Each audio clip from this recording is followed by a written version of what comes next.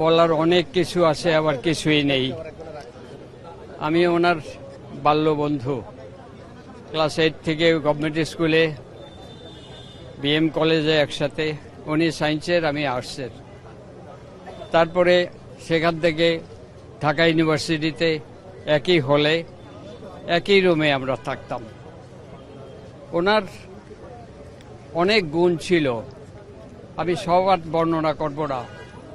3টা গুণের কথা আমি বলি। উনি অসম্ভব মা ভক্ত ছিলেন, বাপ ভক্ত ছিলেন। যত রাতই হোক বাসায় ফিরলে উনি মার সাথে আগে দেখা করে নিজের বেডরুমে যেতেন।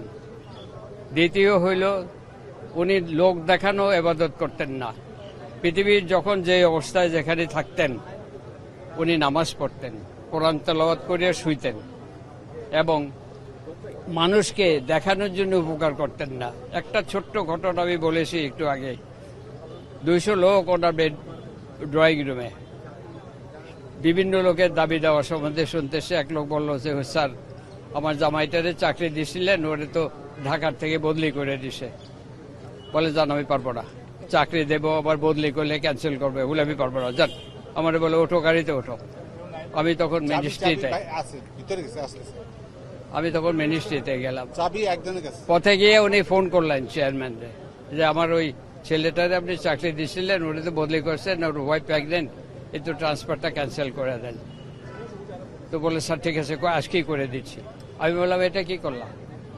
200 লোকের সামনে ওরে তুমি বের করে দিলে, আর এখন তুমি কেউ নাই, এখন তার উপকার করলা, সে তো জানতেও পারবে না।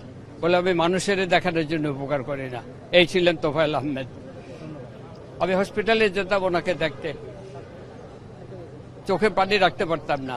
বঙ্গবন্ধুর পরে 750 কোটি লোক যার কথা উঠতে বসত, সে 2 জনের সাহায্যে উঠে বসে। আমি কানলে উনি রাগ হয়ে যেতেন, বলে, কান্দো না, এভাবে কানলে আর আসবি না আমার কাছে।